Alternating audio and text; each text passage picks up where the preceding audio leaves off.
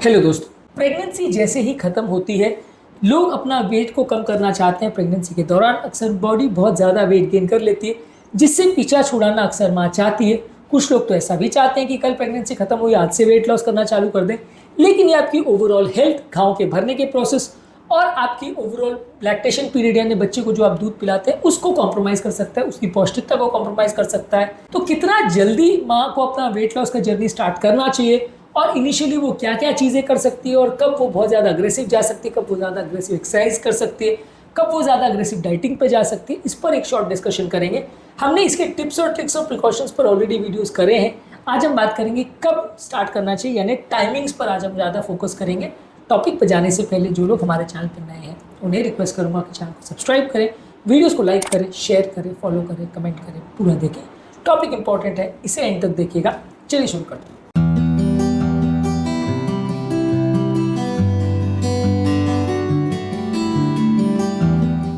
सबसे पहले आपको कोशिश करनी है कि अगर आप अपना वेट लॉस करना चाहते हैं तो फर्स्ट फ्यू डेज मत करिए।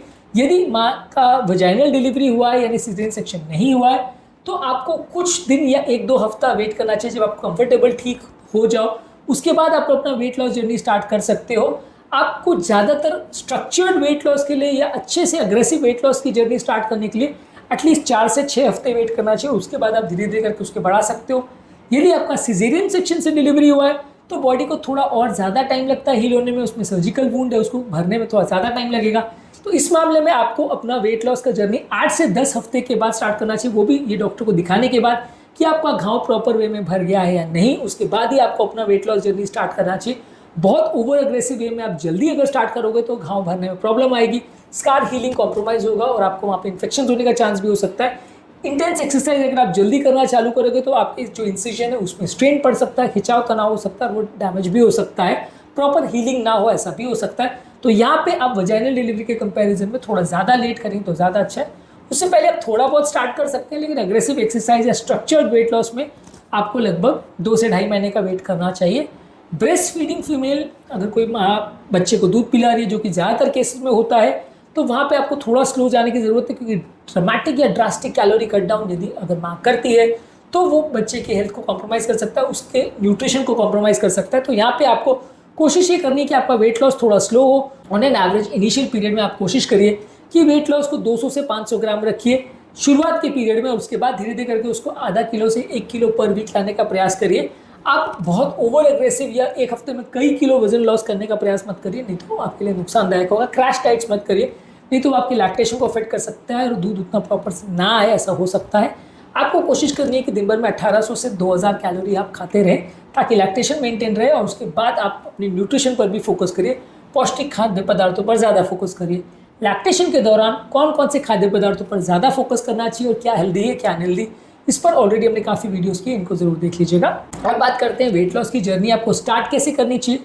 शुरुआती 1 से 4 हफ्ते जब आपका प्रेगनेंसी कंप्लीट हुआ है और जब आपका डिलीवरी कंप्लीट हुआ है और आपका घाव फ्रेश है, उस टाइम पे आपका फोकस रिकवरी पे होना चाहिए। इस दौरान आप हाइड्रेशन पर फोकस करिए, प्रॉपर रेस्ट रखिए, फूड की क्रेविंग को कम करिए, बैलेंस और संतुलित आहार लेने का प्रयास करिए। इस दौरान आप छोटे छोटे वॉक्स कर सकते हैं जो कि आपके मेटाबॉलिज्म के लिए भी बेटर है, आपकी बॉडी के मेटाबॉलिज्म को इम्प्रूव करेगा, आपके कैलोरी कंजम्पशन को बेटर बनाएगा और बॉडी के सर्कुलेशन यानी ब्लड का जो सर्कुलेशन है पूरे बॉडी में उसको इम्प्रूव करेगा। यहाँ पे आपको बहुत ज़्यादा अग्रेसिव कैलोरी रिस्ट्रिक्शन नहीं करना है, यहाँ पे आपको थोड़ा स्लो जाना है पहले 1 से 4 हफ्ते में। इसके बाद 4 से 6 हफ्ते में आप मूवमेंट को थोड़ा बढ़ा सकते हो, न्यूट्रिशन एडजस्टमेंट थोड़ा और ज़्यादा कर सकते हो। इस दौरान आप पोस्टनेटल योगा, स्ट्रेचिंग और जेंटल स्ट्रेंथ ट्रेनिंग एक्सरसाइज यानी वजन द्वार के साथ करी जाने वाली एक्सरसाइज को भी कर सकते हैं। इसके अलावा आप होल फूड्स, प्रोटीन्स, फाइबर्स और हेल्दी फैट्स को ज़्यादा मात्रा में लीजिए। ब्रेस्ट फीडिंग करने से आपका नेचुरली भी 300 से 500 कैलोरी बर्न होता है, तो इसको आपको ध्यान में रखने की ज़रूरत है कि रेगुलर व्यक्ति की बॉडी में जितना कैलोरी बर्न होता है, ब्रेस्ट फीड आप बच्चे को कर रहे हो तो एक्स्ट्रा 300 से 500 कैलोरी भी बर्न होता है, जो कि आपके लिए कुछ हद तक वेट लॉस करने में फ़ायदेमंद है और बच्चे के लिए भी फ़ायदेमंद है। इसके अलावा जब 6 से 12 हफ्ते हो जाए तो आप अपनी एक्टिविटी को धीरे धीरे करके बढ़ा सकते हैं और अपने खाने को और रिस्ट्रिक्ट कर सकते हैं। सोच विचार करके न्यूट्रिएंट डेंस मील पर ज़्यादा फोकस करिए, कम मात्रा में खाइए, कम बार खाइए, वेट लॉस को प्रॉपर्ली मॉनिटर करिए। इस दौरान आपकी एनर्जी लेवल्स और आपके मिल्क सप्लाई को भी मॉनिटर करते रहिए कि ऐसा ना हो कि आप फोकस करते रहे वेट लॉस पर और वहाँ दूध आना बंद हो जाए या कम हो जाए और बच्चा की हेल्थ कॉम्प्रोमाइज़ हो जाए।